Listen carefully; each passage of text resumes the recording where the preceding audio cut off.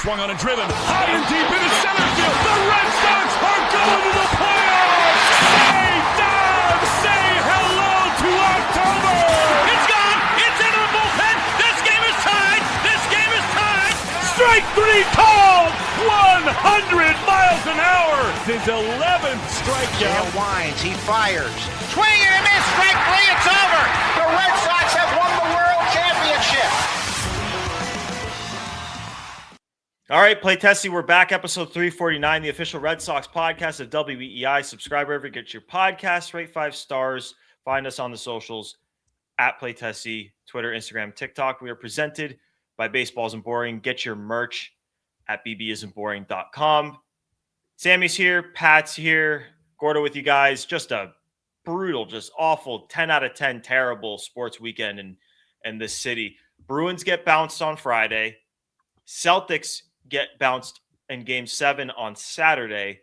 And the Red Sox, luckily, maybe the other teams got bounced, but luckily the Red Sox are getting to face one of the worst teams in baseball with the worst pitching staff in baseball. So surely they'll be okay. They won the game on Friday, so all they got to do is win one of the next couple of games. They'll take the series. Okay, tough game Saturday. Early was not good, and obviously the team once again didn't hit a lot of missed opportunities. But okay, Sunday, Astros, it's a bullpen game.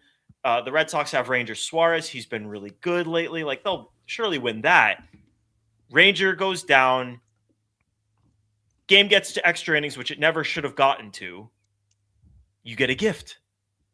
The bases are loaded, no outs. Get a double play ball, with that double play being outs at home, outs at third. Okay, you got 2 outs. You're going to get out of it. Nope. Zach Kelly walks the guy who loads the bases. Wall ball off the monster. Yeah, you get the out at home. Woohoo. 2 runs scored. Doesn't really matter. But Brian Abreu, back out for another inning. He can't hit the strike zone. He loads the bases with 1 out. It's a gift. They're going to give you this game. Base it, ties it. Anything else wins it. Say it on up to the plate. Bang. Double play. Game over. Sox lose a series to one of the worst teams in baseball. They've lost 5 out of 6 games this year to the Astros. And, man, this team is just beyond pathetic. They're pathetic. They are pathetic. Not only are they pathetic and bad, they're painful to watch. It's not like a team that's scoring a bunch of runs and there's exciting moments in the game and this, and that. It is a drag from start to finish. There's hardly, over the whole weekend, I don't know how many times I was happy watching the Red Sox. Maybe there were 2 or 3 moments where I said, oh, yay, that's fun. Jarren Duran, nice home run. Yay, 3-run shot. They won a game. And then he had another home run. And it's just like, you can't even come up with silver linings with this team at this point. Things are going so bad. And we haven't even spoken about the vibe in the clubhouse now. Willson Contreras, some ominous quotes. But before we get to that, here's a very, very simple statistic just to illustrate how futile this offense is.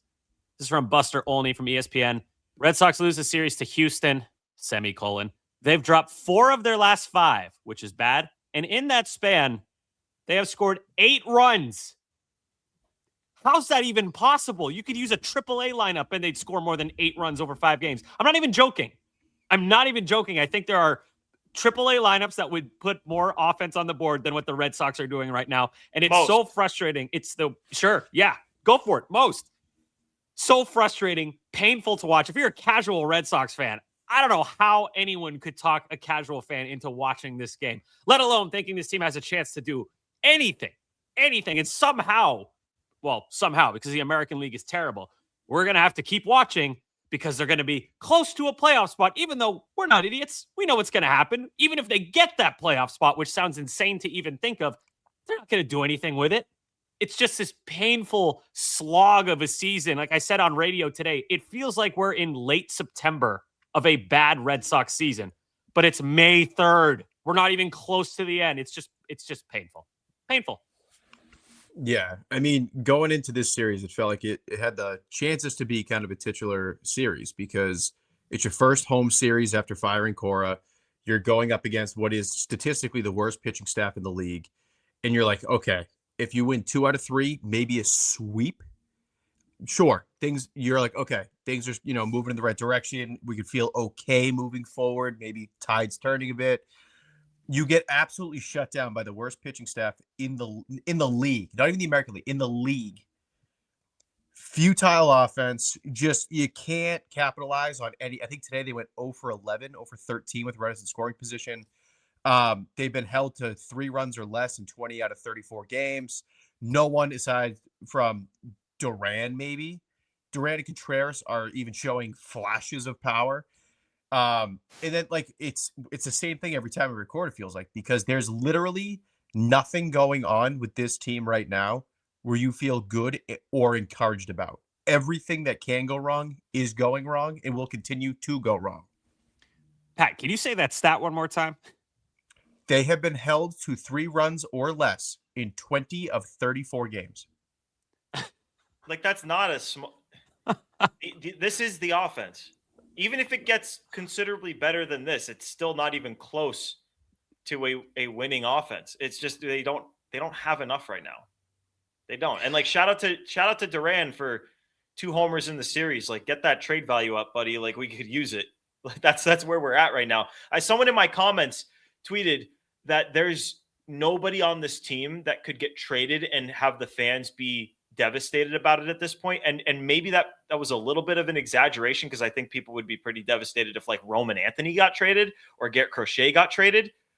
But at this point, the team is in such disarray that I really do believe that almost anyone on this team could get moved and people would say, okay, something needed to happen. That's maybe the worst reaction you would get. Yeah, the apathy, the fan apathy. That's what you want to avoid. Hey, as podcasters, that's our biggest fear. We fear that more than the Red Sox losing, is fan apathy. I do think you got to add Tully in early, just because they're such a big part of the team now and in the future to that list. I think people would be very upset if either of the, unless you're getting some of that's the thing is you'd be getting, if you're trading those guys, you're getting something crazy, and people will if you traded those guys like for other prospects, then I think people would be like, what the fuck is going on here? But right. But you know what's so frustrating is this whole thing was supposed to be pitching and defense. The defense looks outstanding. Nobody cares, but the defense looks outstanding. The pitching, I believe, pretty firmly will come around, and it's still not going to be enough because they can't score. That stat Pat shared, I cannot shake that. That is 3 runs or under in 20 of 34 games. What's that percentage-wise?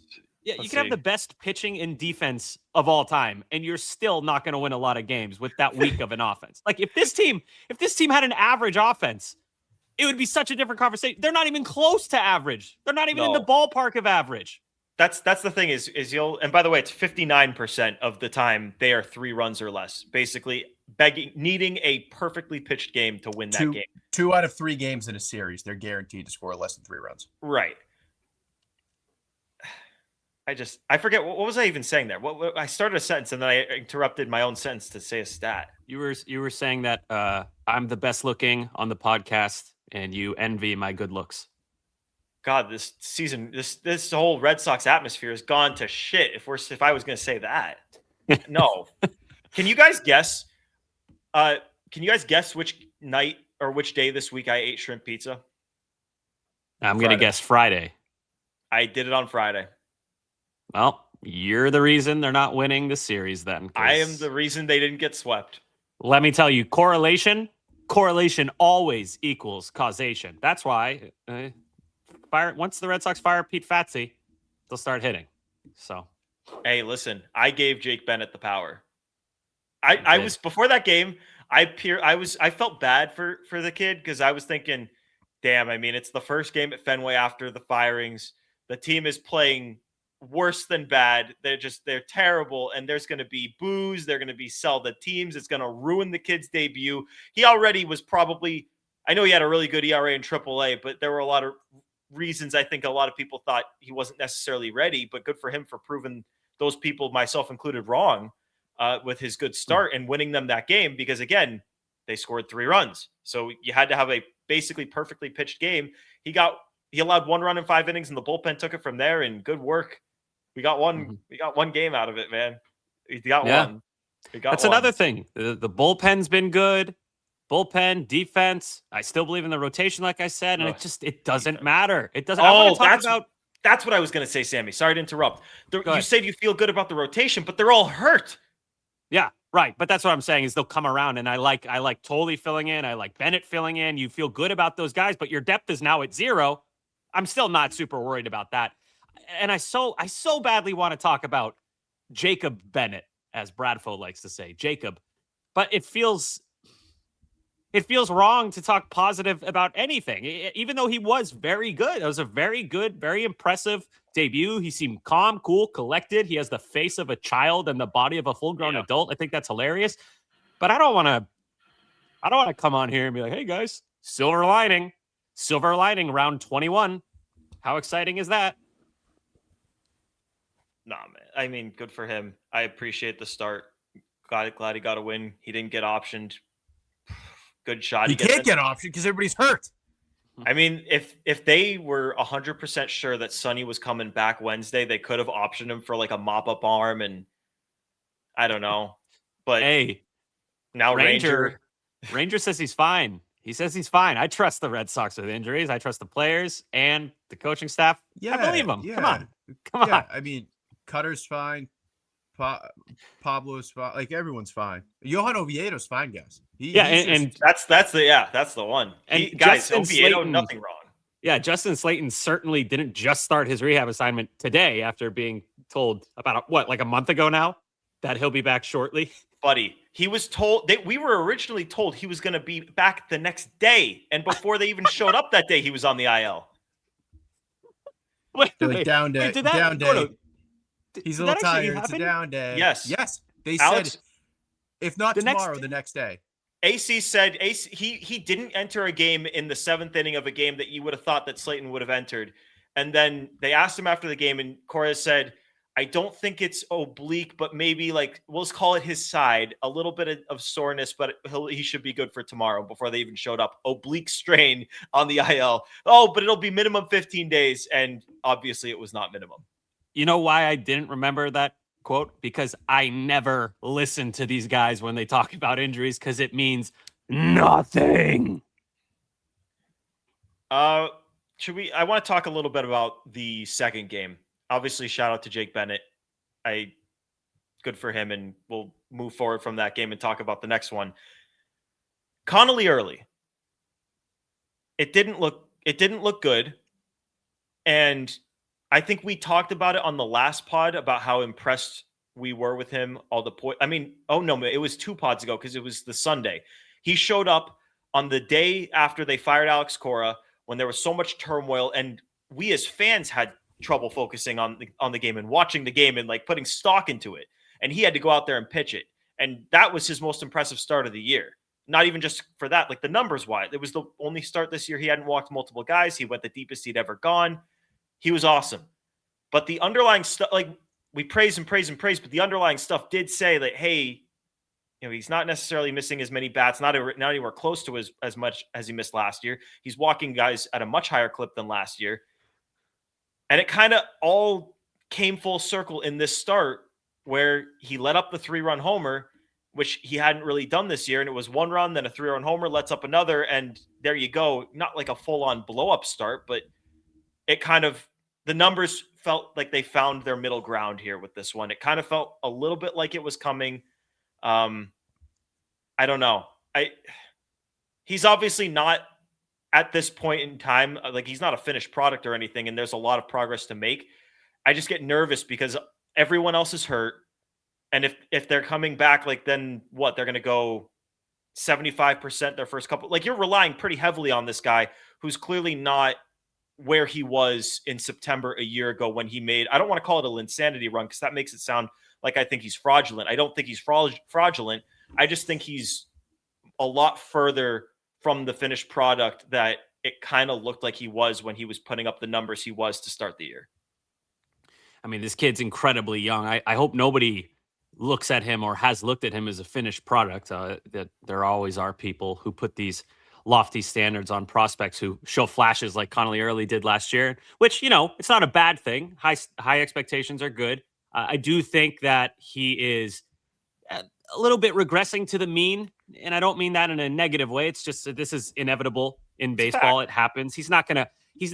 Conley Early entered the game on Saturday with a 2.84 ERA. And as much as I love Conley Early and believe in him and think he's going to be a great piece for the Red Sox moving forward long term, a 2.8 ERA pitcher, that's an ace of a pitching staff. So hopefully, best case scenario, off night for Conley Early. Astros, not a good team, but it's not because of their offense. Their lineup thumps. So not the worst thing I've ever seen. Not a blow up like you said, Gordo, but definitely something to keep an eye on. And hopefully he can bounce back. His next one is going to be not the Tigers. He'll be after the Tigers, right? He'll be the first game. The Rays. It's the Rays. They're at home on Thursday, so he'll get that first game back. Okay, so Rays, they're playing well, but they're not exactly a terrifying offense. So that'll be a solid test for Conley Early. Yeah, I think the metrics for the the last couple of starts kind of suggested that maybe not due for a stinker, but maybe the 2.84 ERA was a little bit misleading because Gordo, like you said, he was walking guys a little bit higher clip. The hard contact was up. He wasn't missing bats. And then on top of that, the last 2 or 3 starts weren't nearly as good as we saw, last September. I'm not worried about Conley Early, but I also just think, again, like you guys said, I think this is just water always finds its level. He was pitching like an ace through his first, 7 career starts. And then now he's pitching like a back end rotation spot. Like that's just what he is at this point. The other thing too is the one thing I wouldn't call it concerning, but worth monitoring is he went, I think his first 6 starts without letting up a home run. I believe he's let up a home run in 3 straight outings. Yeah, you're right. So that's one thing that I'm going to kind of keep an eye on because as long as he can limit the hard contact, I'm okay with the lack of swing and miss just because I think naturally he's more of a ground ball pitcher with the way the defense is playing. They'll kind of have his back behind him. But I mean, if he's just letting up hard contact, it's as far as, outlook on the rotation, it kind of limits their ceiling a little bit. So here's where he was last year. I'll read you some last year and this year. First off, right now, his FIP 4.92. So something to keep an eye on there. Last year, K rate was 36.7%. Walk rate was 5.1%. This year, K rate 20.5%. Walk rate 11.3%.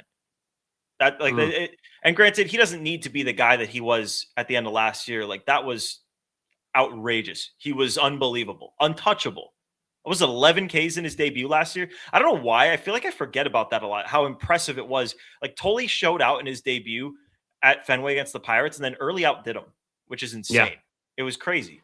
But wasn't Early's like on the West Coast that night against Oakland too? Like, so it was kind of, different stage. Toley was against Skeens at Fenway. That was theater. His expected ERA this year is 5.37. Conley Early. Yeah. So he's got to cut down on the walks. That's the big thing. He doubled his walk rate, basically. Cut down on that. Yep.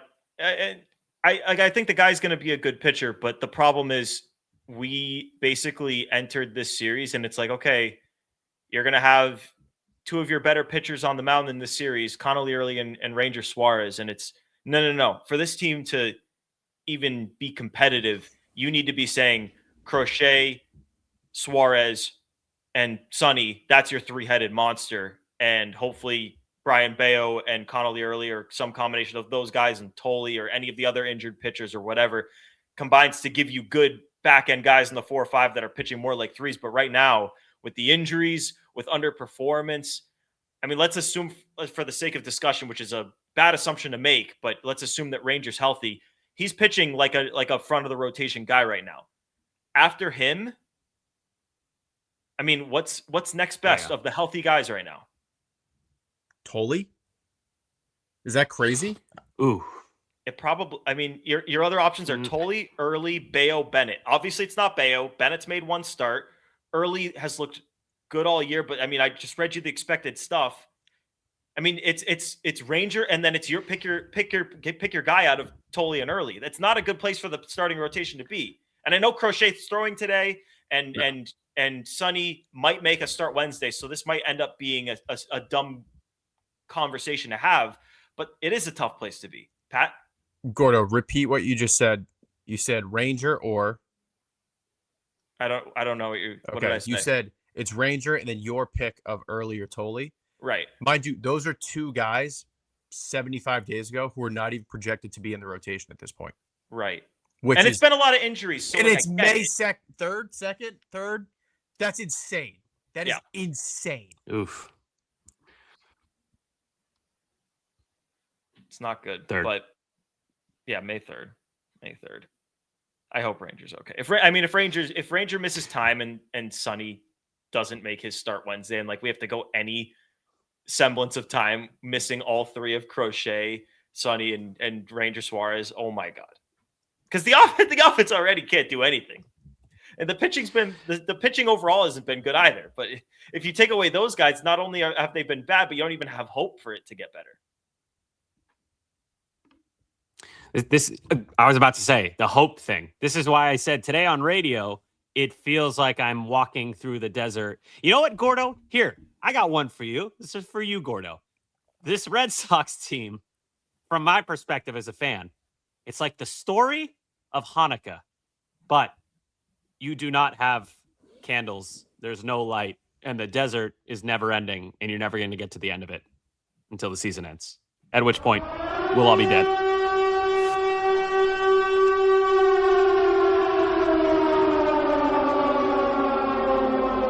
You have semi breaking news. Anthony Ianson is being promoted to AA. Nice. Oh, nice. Shout out. I thought that was the the Hanukkah alarm. But yeah, no, it just feels like as a fan, when I sit down and watch the Red Sox, like I'm just walking through a desert and I'm slowly dying and nobody's coming to save me. And every time I see a plane overhead, I'm like, hey, runners on base, please save me. The plane just crashes. They never score. Right in front of me. Can I say something crazy? Yes. This team feels to me like the 2023 Patriots. Did not go out and do enough on offense, and they just suck. That was Max last year. They went 4-13. When did wait, so this also, is the year also before? Belichick's last year, which would be Cora's last year.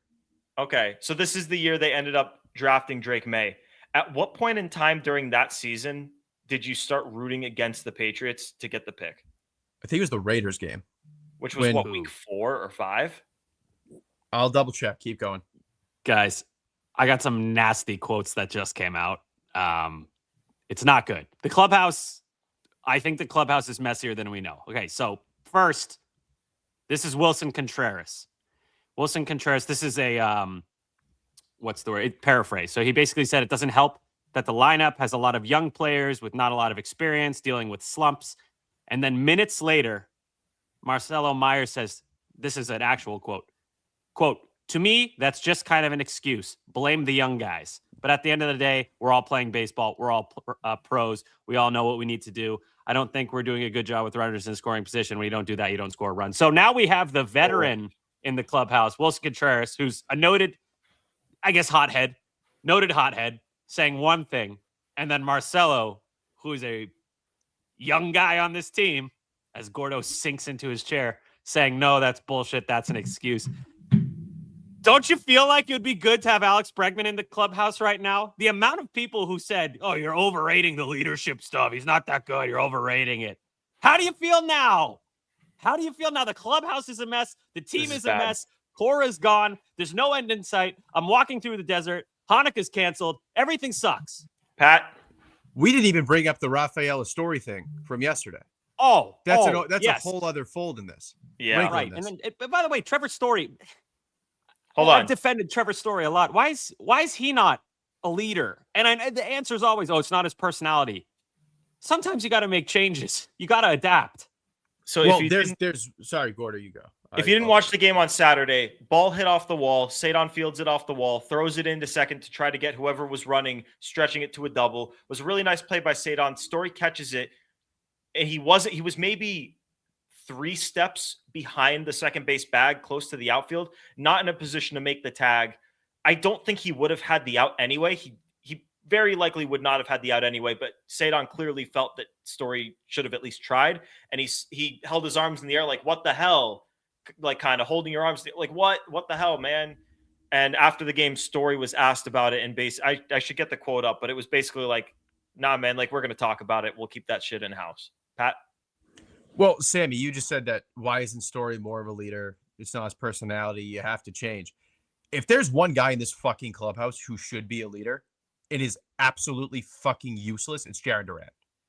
Jarren Duran has done nothing in a leadership role on this team, and I think he is the longest tenured Red Sox at this point. Yes, maybe Whitlock. Maybe. Either way, they're hand in hand, and Jarren is the one playing every day. Yeah, and he was another one too. I believe after Cora got fired, he wouldn't even talk to the media. Like, what do you do well, Jarren? What do you do? It drives me insane. He's not playing good base. I don't give a shit about the 2 home runs. He's not playing good baseball. What? I said good for him hitting the 2 home runs. Yeah, thanks. We lost both games. Like, no, not true. We won the first game. Yeah, whatever. He was their only offense, Pat. He's a winning player, dude. My point remains. He does nothing well at this point on top of just being a 0 in the clubhouse. Probably a negative. I would call Jarren a clubhouse negative. Here's the thing. I'm sympathetic and understanding to you can't make guys be who they're not. But this is the problem when you bring guys up in an environment that has guys coming in like the veteran role. It's been a cycling door. The only consistent veteran that's had a presence in the last 4 years of this team is Refsnyder. It's like, okay, 1 year it's Xander, he's gone. The next year it's Justin Turner, he's gone. The next year it's Alex Bregman, he's gone. And there's no baton to be passed. Like when David Ortiz was there and then he passes the baton to Dustin Pedroia, who then passes the baton to Xander. It's like a long-standing thing. And now it's just this rotating cast of, who's going to be the leader this year? And there's just no long-term expectation, long-term culture developed. And it leads us to this point where there's no outward leader. And now you've got the fact the Contreras says there's young guys in the lineup, and that's why we're not busting out of slumps because they haven't done it yet. And Myers says that's a cop-out. And we're arguing with each other through the media. That's a problem. That's a huge problem. And you know what? That it's something that when we get to the end of the season, and it certainly doesn't feel like they're committing to Chad Tracy anytime soon. When you get to the end of the season, if there's a bunch of shit like that gets out through the media, it's going to cost Chad Tracy his chance at the Red Sox full-time job. Like, you're not going to get it if this stuff keeps up. And again, it's May 3rd. Yeah, I can't stop thinking, wow, it feels like we're in late September of 2020, like 3 or 2, one of those useless lost seasons where you knew by September, there's no way they're going to do anything. And it's May 3rd. We're barely into May, and it feels hopeless. And we had gotten indications of this so early on. There were rumblings of guys being late to things in spring training. And then Narvaez, it now comes out in the Mass Live article that Narvaez's benching was because he was late to something, which we all speculated on, but now it's confirmed, and that's what it was. And Cora apparently took drastic measures to bench a guy that is well respected in that clubhouse to send a message. And it all leads back to what Willson Contreras was saying earlier in the year, which was, man, like, we're not an energetic group right now. Like, there have been problems in this clubhouse, and you guys tell me. I'm curious of your opinion on this. This is something I've been thinking about the last few days. The WBC, they all had such good individual WBCs, but so many guys were gone, and they didn't come together as a group in spring training. And maybe it's a cop-out to put too much blame on the WBC, but having so many guys and so many key players on your team go and be away from the team and then come back with maybe a week to go because they all basically made it to the very end. I really think we all thought the WBC, this is going to help these guys. Like, it's going to prepare. I actually think it hurt these guys. I don't think it's an excuse. I don't think you framed it as an excuse. It's definitely a factor. It can't help, especially new guys, Suarez, Contreras, guys who just got to the Red Sox and you have to leave right after arriving. It's just a mess, man. It's like a shitstorm. And like Pat said at the top of the show, anything that can go wrong will go wrong. And I feel like we're not even close to the precipice of whatever this is going to become, because there's going to be more drama. There will be more drama about the chorus stuff, probably more clubhouse stuff. It's going to be, if you're watching Real Housewives of Rhode Island, you might want to switch to the Boston Red Sox instead, because this drama it's juicy. I hope there's drama. If they're going to be bad, at least give us something interesting to talk about. I don't want to watch boring baseball with a boring team. Just give me something. Yeah. Well, the other thing too with the WBC is you had obviously have those guys left, and we know who they are. It's Contreras, it's Abreu, it's Roman, it's Whitlock. Like they had a ton of guys leave, whatever. The other part of this, the guys who were there, it wasn't smooth sailing either. You basically had Cora saying Marcelo was not guaranteed a job until 2 days before the season started. Mm-hmm. On top of that, you also had Durbin showed up relatively late, correct, in spring training? Well, no, I don't think so, because he showed up basically the day after he got traded there, which was like the day after the Super Bowl. Okay, you're right. But like you have so many new guys. There's so much roster turnover, and none of them are together. Contreras is new. He's playing for Team Venezuela. Sonny Gray is new. He's actually with the team. Ranger Suarez is new. He's with Team Venezuela. You lose Bregman. Roman's in team. Like, and again, like hindsight's 2020, and I get that. And like, I think the WBC definitely plays a factor in this glaring lack of chemistry. But on top of that, like it wasn't necessarily smooth sailing for the guys who were there. Yeah, I mean, at the same time, though, I mean, they're playing like you look at the defense, they're first or second in every defensive metric.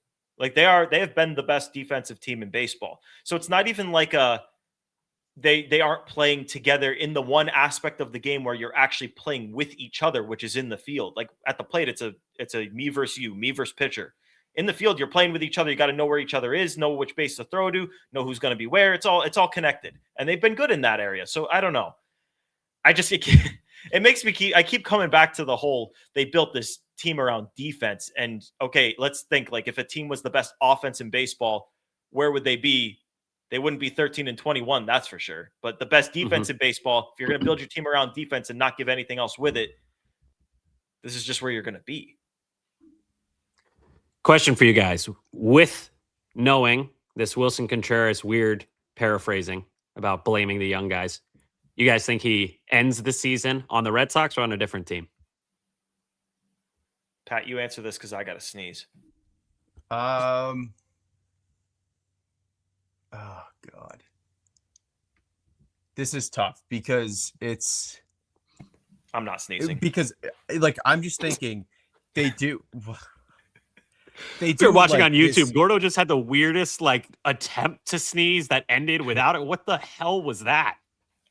Anytime you say you're going to sneeze, anytime I say I'm going to sneeze, I have about a 0% chance of actually doing it. Look at a light. You look at a light bulb. It makes you sneeze. Anyway, Pat, go ahead. Sorry. Hold on. Before Pat goes, fun fact about me that you guys may not know. Did you know that I can sneeze with my eyes open? I don't believe you. I think you can, but I don't think you actually can. I have people that have seen me do it. All right. Well, prove it next time. I actually think I have a video of me doing it somewhere that I'm not going to send to you guys because that's ammunition, but I will show you at some point. I don't believe you at all. Anyway, Pat, do you think Willson Contreras will end the season on the Boston Red Sox or on a different team? I believe that I don't want to plant my flag yet. I think they're going to have a fire sale. I think he's gone. All right. Gordon, I'm going to say I think he's still here. I think they need to add offense. He's under contract for another year. If you trade Willson, and I know he's not getting any younger, but if you trade Willson, you just have such a huge mountain to climb to make the offense even remotely competitive next season. And that's if we're talking about next season. Like, yeah, I don't think you can afford to do it. Well, you say you don't think you can afford to do it. Why not? Or you still think they're going to be playing meaningful ball in July? No, I'm hoping that they're going to be playing meaningful ball in 2027, and he's under contract. Oh, you're hanging on to Willson for 27. Okay. Yeah. Right.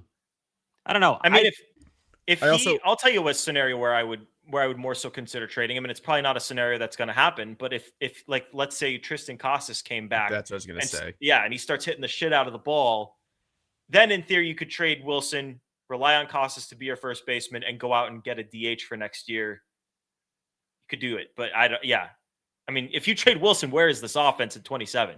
Not even talking about this year. Kind of a follow-up. Pure hypothetical here. Let's say the Red Sox are sellers. It's a full-blown fire sale. Who do you realistically think they can/would move? I think it would be Contreras. I think it would be Sonny. I think it would be Chapman. I think it would be Coulomb. Outfielder, Duran. They have to move Duran. They have to just accept that you're not going to get the value you thought. If they're going to go for a full reset for next year, which they might do, they might actually attach something to Yoshida to get him off the team. Another thing, that if they really go down the tubes, and we're really starting to go down these tubes right now, like us three right here on this pod talking this far ahead. But if they do that, you have to at some point, especially if he keeps getting better in AAA, open up a lane to give Christian Campbell an opportunity in the outfield. And even if you trade, like let's say they traded Duran, you still don't have an avenue to get Christian Campbell at bats unless you also move Yoshida or commit to we're going to bench this guy and we'll rotate the DH with the outfielders that we have, which was, I guess, the original plan. Hey, I mean, Chad doesn't give a shit. Chad's benched Yoshida. If Campbell were on his team, be like, dude, get in there. Yoshida, fuck off, man. Hate your guts. Now, yeah, that's another thing. Everyone would say, Cora hates Yoshida. Do you think Chad Tracy also hates Yoshida, or is he just not a good fit? You know, I actually think for years. I think we had it wrong the whole time. I think the only reason Yoshida was getting at bats at all was because of Cora. Cora was the one who was saying he's one of the best hitters on the team. And it kind of seems like the front office's position is keep this guy on the bench because look, now the front office has all this controlling power over what's happening. And Yoshida has started 1 out of 7 games since Alex Cora got fired. That's crazy. He's a bench player now. It's not fair, but bench. Damn, Yoshida. You think, aside from money, he got $90 million. Aside from money, you think Yoshida regrets signing with the Red Sox? Yes. Oh my God, yes. How could you not? How can you say aside from money, though? He wasn't getting close to 90 anywhere else. From a baseball perspective, like, do you think he's bummed out? Like, do you think he just goes, here, let me reframe it. Do you think he just thinks like, oh, $90 million, like, whatever, I wish I could play, but I'm making 18.5 this year, 90 overall, blah, blah, blah, blah, blah. Or do you think he's actually bummed out? So not aside from money, but is he bummed out, or does he? Oh, sure. I think the way he's talked about his playing time in the past, I think he does give a shit. I think he'd have taken $60 million to play every day in Miami than the 90 to play every 4th day in Boston right now. $30 million? Dude, I don't know. 30 mil. I was being dramatic, but I'm just saying if money was even like remotely comparable for an everyday spot, he absolutely would take that in hindsight. He's clearly not happy in the role he's in. Nobody would be, and he's good enough. Like, he deserves to play. I feel bad. Like, he gets in the game today. I know it was a bloop lucky single, but guess what? When Yoshida gets to the plate, things happen. He could have had it made in the sun too. Like, knowing what he knows now and how this contract has kind of unfolded, he could have just become like a legend in Japan. Just played his entire career over there, and then he's like, I'm going to go to the MLB because Otani's here and say Suzuki's here. These guys are having great careers and all this stuff, and now he's relegated to 5th outfield bench position. Like, it's crazy. Yeah. If they get to the deadline and they're not in a position to truly go for it this year, I really do think that their moves, it's not going to be a straight up, we're going to sell off everything for prospects because we're doing a full on second rebuild. I think it would be kind of like when the Red Sox sold in 2014. And it's like, okay, we're going to trade John Lester, but we're taking on Yoenis Cespedes because he's got this extra year. And obviously they ended up trading him for Porcello. But the thought was we're getting this guy because we're going to try to go for it again next year. I think that would be their mindset, especially with Breslow. He doesn't have the flexibility with his job security to have another bum year next year. Pat? Yeah, go ahead. clubhouse is an absolute shambles, and they need to reset it. I think that's why they do a fire sale. Okay, I'm agreeing with you that they will trade a lot of guys. I just don't think it's going to be a trade guys for prospects type situation. Like we're going to try to turn over the roster, similar to, and maybe it's a bad example because they stink this year, but similar to how the Mets did it in the offseason. There was a lot of turnover, but it was turnover to make the team good next year, just in a different way. I can't even answer this due to the premise of the question. I don't know if Craig Breslow is capable of designing a trade deadline attack in any sort of fashion. I don't know if he can go, okay, I want to move pieces, but I want to get pieces for next year. Like, dude, he couldn't add simple pieces to the Red Sox just to make them a little bit better in a year when they made the playoffs. The easiest trade deadline task you could have. Hey, you have these prospects you can move, XYZ. I don't even know if he's capable, is what I'm saying. So I can't say, yes, I think they're going to sell. Yes, they're going to buy and sell. Yes, they're going to buy. It's a matter of, is Craig even capable of doing his job at a 30th percentile? I don't know. I just think I don't know. We'll see where this gets, because a lot can happen between now and then. But when I say a lot of bad can really happen between now and the end of July, beginning August.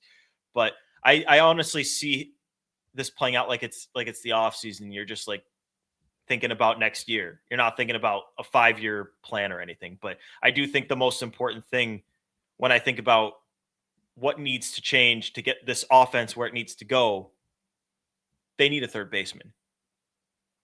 This is just, Caleb Durbin can't be the starting third baseman on this team.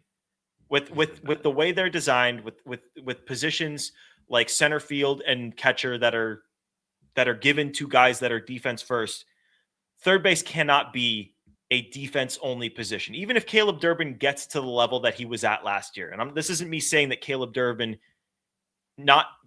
obviously Caleb Durbin being as bad as he's been is the problem, but Caleb Durbin even playing at the level that they could have expected him to play at wouldn't have had this group anywhere close to where they needed to be. If you'd gotten a real bat for that spot and the other guys were performing up to their capabilities, we could have had some semblance of an offense here. To get this offense to where it needs to be in the future, you need to have a better offensive player at third base. I don't care if you trade Durbin. I don't care if you send him down. I don't care if he becomes a Brock Holt, which is the way I've felt the whole way, that's what he should be, is he's the backup. He's like IKF and Monasterio combined. Plays the backup in all the infield positions. He does not start. That's the ideal role for him in my eyes. I just, for 109 at bats, and with the data that we have from last year, which he already wasn't even that great of a player last year, it's just there's nothing that you can do right now with him, because it's not like you have anything that you're going to sub in and it's going to light the world on fire, unless you're going to start giving Christian Campbell reps at third base, which I know it was Cora and he's gone, but he did leave open that possibility if needed. He said maybe if it got to that point and we needed to get him at bats, so maybe he could force his way in there at third base. But at this point, it's just, I'm not expecting some grand turnaround with Caleb Durbin. I'm not expecting him to at any point be better than he was last year. Our best case scenario is he gets to last year at some point this year. I mean, last year he was a very productive player. I think if you take Caleb Durbin, I mean, he was a 3-WAR player. That's pretty damn valuable. If you're a plus defender at third, average bat, and stealing bases too.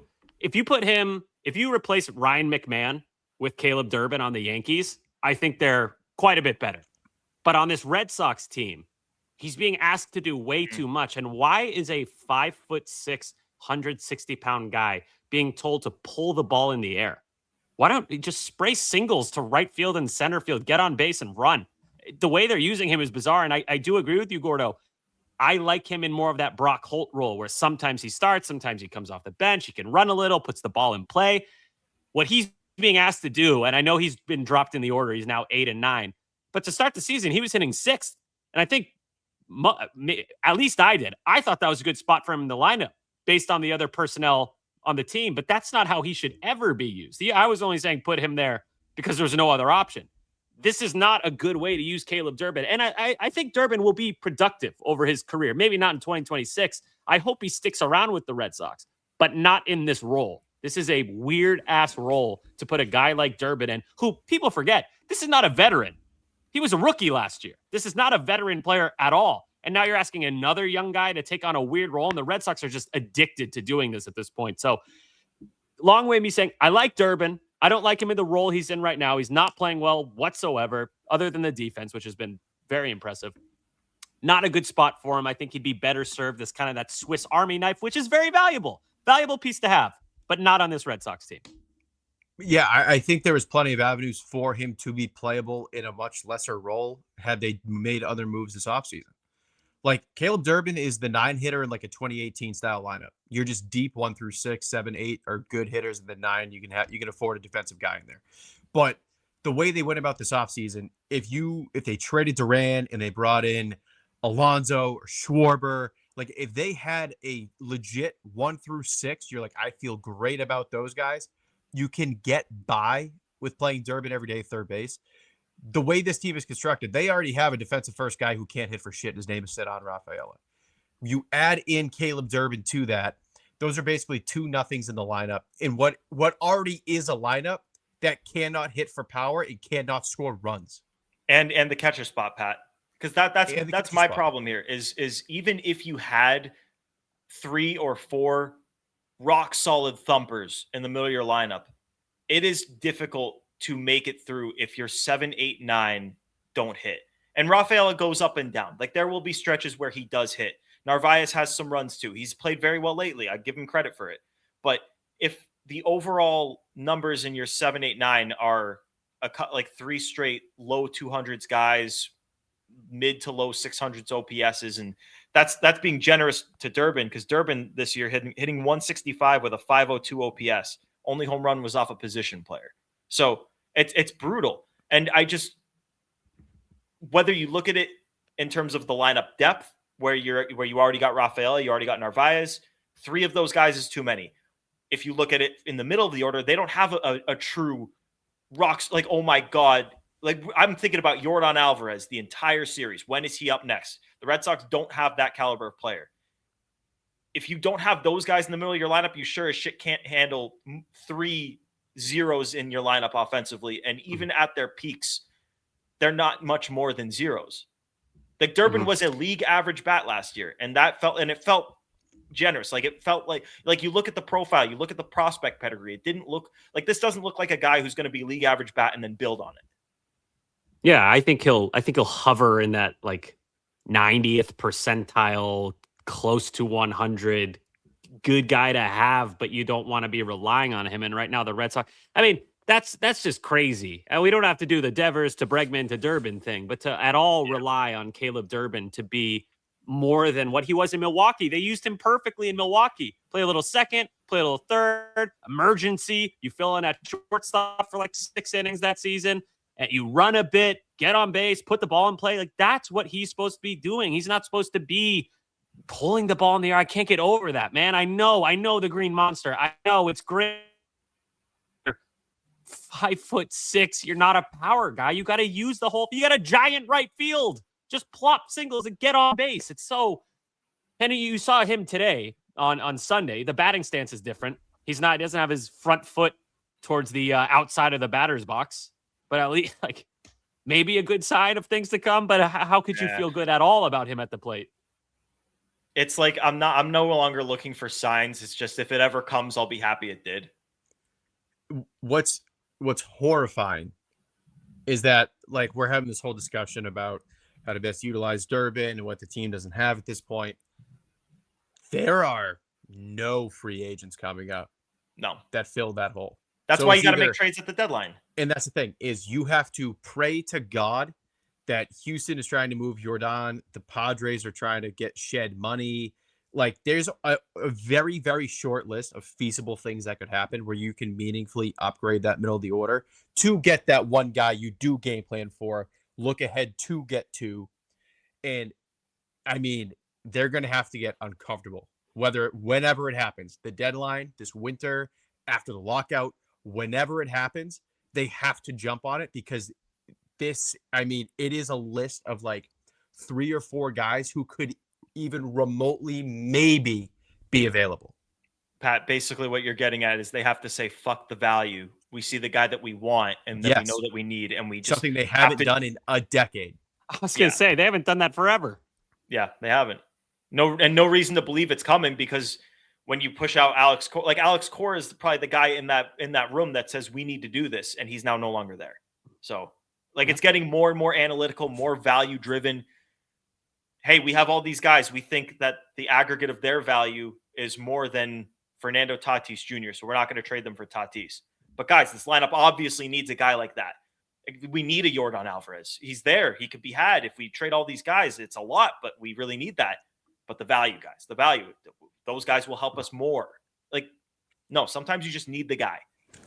And I would even be okay with overpaying for a short-term fix. Sure. I'm not advocating for this. I'm just saying a name that could be out there.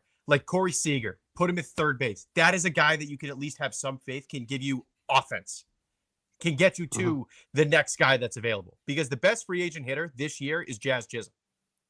It is crazy that I'm just thinking about it.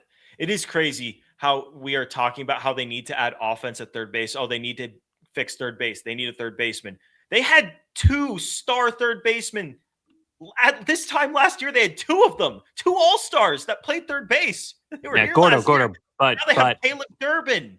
That's insane. Smarter. They're smarter than you, Gordo. Remember that. They're smarter than you, and we're idiots. This year has taught. Let this be a lesson to everyone out there this year. And if you're listening to this podcast May 4th or whatever, shout out to you, because if you're listening to Red Sox podcasts, you are true psychopaths just like us. So shout out to you. But let this be a lesson. Don't ever sit there and think to yourself, man, they must know better than me. They don't always. They don't always. A lot of the time they do. And certainly you don't get these jobs out of nowhere, but they don't always. Sometimes if you think something looks like a piece of shit and smells like a piece of shit, it usually is a piece of shit. Shitty. All right. You guys want to do enough said before we get out of here? Yeah. Sammy, you got one? Yeah. Okay. So this is maybe me being maybe out of touch isn't the right way to put it, but you guys be the judge. I do not, for the life of me, understand the appeal of the Kentucky Derby.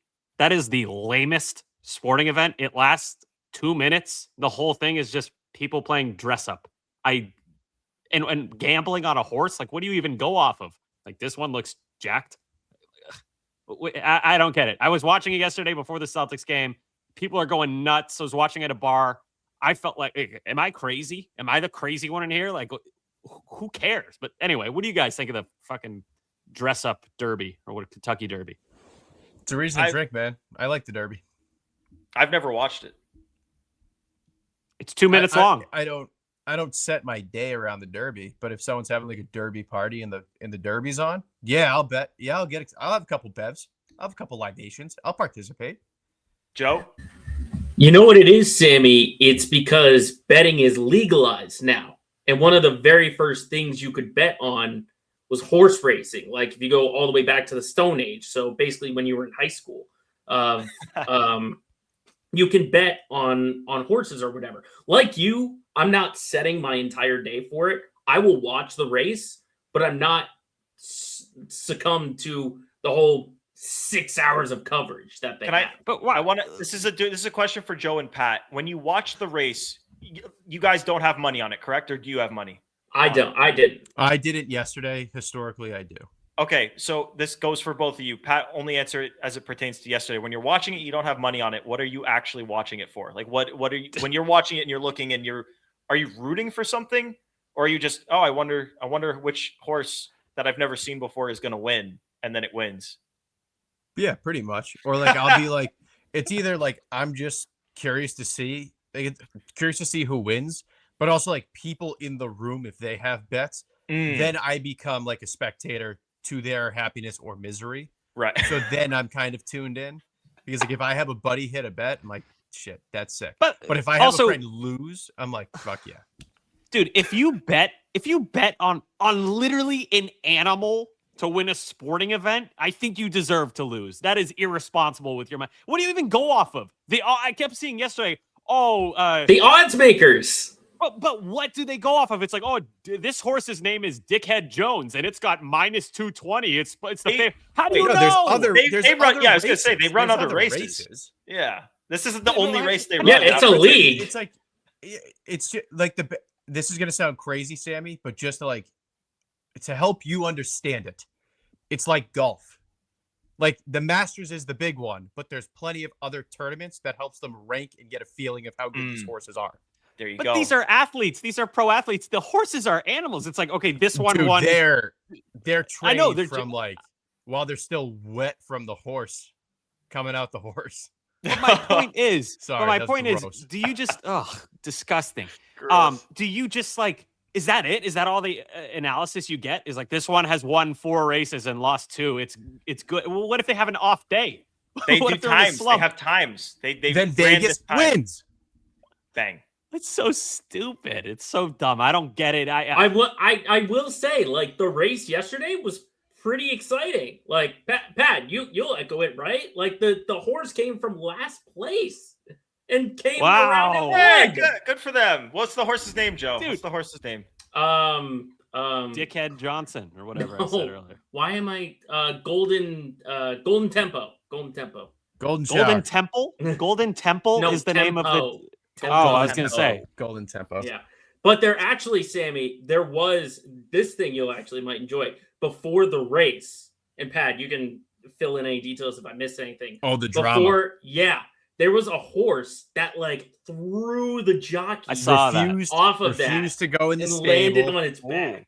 Flipped backwards, crushed the jockey. Horse is DQ'd. There were 4 scratches before the race even started yesterday. Whoa. Because they're Now, horses. That's TV. I'll tune in. The horse is gonna buck the jockey off. I'm in. But, like, I'll tune By the in way, for that. say the same thing hold about- on. No, I will not hold on. You can say Go, the same go, thing go. about America's second best pastime, and that's going to the dog track and betting on dog racing. Yes, I would say it exactly. about that. Also stupid, incredibly stupid, even stupider because Yeah, there's stupider. no fanfare around it. Yeah, it's on purpose. Here's the thing, Joe. You said, yeah, I'll sit down and watch the race, but I don't watch the. It's 2 minutes long. Who cares? That's There's not a other long races. time. So sorry, boys, that's not a long time. Who cares? There's other races that are out today. That's all I'll say. Sammy, I challenge you to watch some, not the Derby, just other horse races. Watch the Preakness in 2 weeks. I want No, you to challenge- prepare for challenge next year's declined. Derby. Decline. I just want you to watch like 15 races, get a feel for it, which horses are good, which one maybe the odds makers are sleeping on this one, and you're gonna, before the next Kentucky Derby, you're gonna be an expert. You're gonna know which one to bet on. You're gonna become a millionaire. You either have to watch the Preakness or this next stretch of Red Sox games. I'd rather that's true. watch What else the are you- yeah. 2026 Red Sox. Come on. No, that's crazy. That's The crazy. horses ever like bite the jockey? Also, being a jockey, weird. These tiny little men who go on the you're built for horses. it. You're built Weird. for it. Just the whole thing is weird. Weird fanfare. Kentucky, figure it out. Just stick with the bourbon. All right, Pat, you have enough said. I just tell. I do. Tell me. I enough do. And I have to get on my little soapbox. If your takeaway from the Celtics loss last night was fire Joe Mazzulla, you're a dumbass. Don't look at my comments section then, Pat. A lot I of know. dumbasses in there. I'm so aware. You're a dumbass. Fire the coach This of the is a year. team. I went back last night after they lost. I think it was ESPN, Bleacher Report, and The Athletic. Power rankings in the preseason all had the Celtics like 16 and down. This is a team that was supposed to be like a play-in team. Granted, should they have lost that game 7? Absolutely not.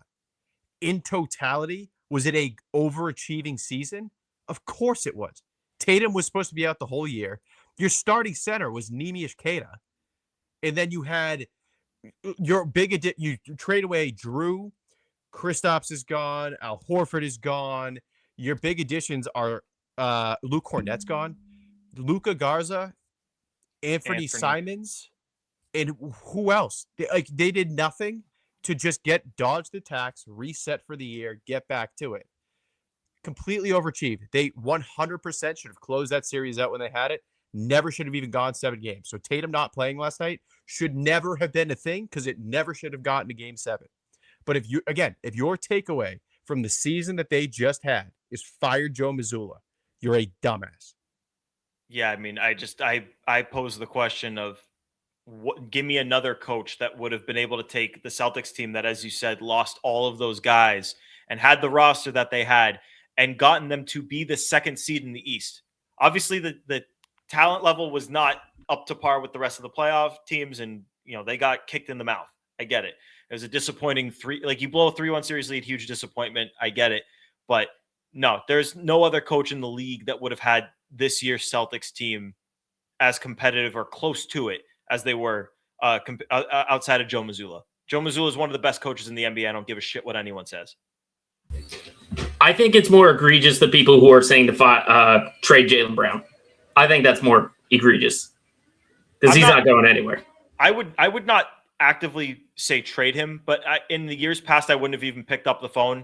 I'll at least listen. But yeah. I mean, these two have proven they can win together. So not really much else to say. Joe, did you have enough said? I actually did. So I don't know how much of spring cleaning you guys do, but I am doing a deep dive and I found some like crazy things that I feel like I had to share from when I was growing up. The first one was this signed photo that was in my dad's office of a guy I worked with now at WEEI. I saw 85 well in my heart before. Wiggy. Yeah. And it said to Joey because I used to go by Joey until like high school or whatever. That was the first one. The second one I found was when I went to Winter Weekend before the 2018 season. And look who this is. Jamai. Oh, very baby young. Jamai. Oh, my God. It is I'm pretty sure this was his first year. He doesn't. His hair is so short. I don't ever remember his hair being that short. Joe, you should take a picture and post that and tag Jamai. I bet he'd get a kick out of it. Yeah, I agree. You should. Well, I haven't figured out what to do with all this stuff, but we will once we get off the air. And then the last thing was there was this baseball writers dinner that I went to as a kid because I had one of my dad's friends with New Balance or whatever. And so I got this little booklet signed, and I want you to look at this signature. Just trying to get it in the camera. This signature right here. Do you remember who was number 32 on the 2013 World Series? Breslow. Oh, Craig. it's got to be Brez. This is a Craig Breslow signature when he was a player and before he was totally hated. Wow. So, lesson for all of you out there, you will find some gold mines if you do some spring cleaning. I did some spring cleaning 2 or 3 years ago. And every summer, my family would go down to Dennis Yarmouth down the Cape and go to all like the Cape Cod League games. I found like a 2008, 9 yearbook from the Yarmouth Dennis Red Sox. Picture and autograph. Yarmouth Dennis Red Sox alum, Buster Posey. Wow. That's sick. Whoa. Yeah. How much money do you think he goes for? I don't know. It's a pretty beat up magazine, so maybe $10. That's the dude who traded for the guy they're now calling Reverse Panda, though. Yeah. Yep. That was crazy. He did, in fact, execute known as the Jordan Hicks trade. Yes. He sure did. My enough said, just a heartfelt condolences and rest in peace to my favorite airline, Spirit Airlines, whatever. They went under. They shut everything down. They're just gone. Buddy, they've been under. They've gotten what's the word I'm looking for? Like angel investor or like pulled out of bankruptcy like 5 or 6 times. This last one, the most recent one was like the straw that broke the camel's back. They are done. So yeah, we were talking at spring training. We're like, oh man, I think we were walking out, the three of us, on our last day, and someone said, oh, till next year. And then one of us said, well, with the lockout, probably won't be in next year. With no Spirit, we're never making it back. We're done. No, we're screwed. We can't. Yes. I don't know how we would be able to do it without them. They've made it happen from day one. There are no other airlines. It's just them. Now we got to walk. Oh, it's true. We could hitchhike. That's safe. Yeah. Especially Florida. Nothing weird ever happens there, so let's do it. Well, the majority of the trip would be before Florida. It's like we'd be going through all the other states. Oh, we get to go through New York, Baltimore, Philly. Yeah, we'll be fine. DC, Georgia, we'll be good. Georgia at the We'll be bottom. good. Like Atlanta, yeah, we'll be fine. Nothing will happen to us. Yeah, I have no problem with that. Let's do it. I'm sure my whole family would be thrilled, and all of your guys' family would really, yeah, that's safe, guys. Hitchhike down the East Coast. Great. I hope someone takes their spot in the marketplace. Be the cheap airline. I'll pack up my shit in a backpack. I don't need to check a bag. Step on that plane, and it's just as long as the plane takes off and the plane lands, I'm okay. I wish people got to navigate airports with Gordo. I wish that was just like a thing that people did in life, because it is remarkable. I don't even know like how to put into words what flying with Gordo is like. He has a bag that's quadruple the size they ask for, and he says, "No, I'm good," and then somehow smuggles it on the plane. He just asks random shit in the middle of the airport. Not this past year, the year before. We're waiting for Sammy outside the bathroom, and out of nowhere, Gordo just goes, "Pat, you think you'll be a good dad?" Like, just the most obscure things. And then now that next time we go to spring training, we're going to have to actually go on a real airline with comfortable seats and good Wi-Fi. I am salivating at the prospect of navigating the airport with you again. You think I'm paying for a real flight? You're sadly mistaken. All right, let's get out of here. I can't believe we talk. We talked about the Red Sox for the majority of this podcast. So shout out to us, and shout out to you again. If you're still listening to this podcast and the games are not enough for you, so you have to listen to Play Tessie too to get your Red Sox fix. Seriously, shout out to you. We love you, masochists, freaks. We are one amorphous blob of people who just are slaves to this team. So we are inside of you right now. Anyway. Good Lord. That was so uncalled for. We talked about being inside of you, wet ponies. I'm hungry. All right. Ew, what the hell is wrong okay, with let's you? go. Wrap. I'm actually hungry. What is wrong with that? Wrap it. My stomach's gargling. I'm hungry. Horse meat. You're gonna eat. I don't even know how it relates to what you guys are saying. You want to eat horse fetus? Wrap the show. It's over. No. Ew. Okay. Okay. Thanks for tuning in to episode 349 of Play Tessie. Wow. How am I supposed to wrap off that? Subscribe. Get your merch at bbisn'tboring.com. Follow us on the socials at Play Tessie on Twitter, Instagram, and TikTok. I think I just got everything right. Yeah. For Sammy, Pat, Joe producing, Gordo here. We'll be back to talk about this great Red Sox team that's about to face Tarek Skubal and Framber Valdez once again. Yay, baseball. Thanks for tuning in. Peace.